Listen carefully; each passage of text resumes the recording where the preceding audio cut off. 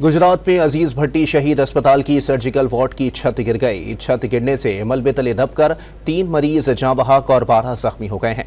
मजीद जानते हैं don news के नुमाइंदे आसिम रजा से। आसिम, बताइएगा ये वाकया कैसे पेश आया? जी आसिम।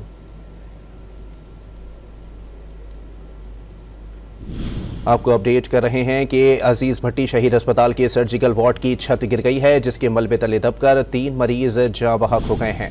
आपको बताएं कि अजीज भट्टी गुजरात में वाक़ई ये अस्पताल है जहां पर सर्जिकल वार्ड की छत अचानक मुनहदिम हो गई है, जिसके नतीजे में अब तक की इतलात के मुताबिक 3 मरीज जाँ बहक हो गए हैं जबकि 12 जख्मी हैं। आसिम रजा हमारे नुमाइंदे हमारे साथ मौजूद हैं। आसिम, बताइएगा ये वाक़या कैसे पेश आया? जी सलाम अलैकुम।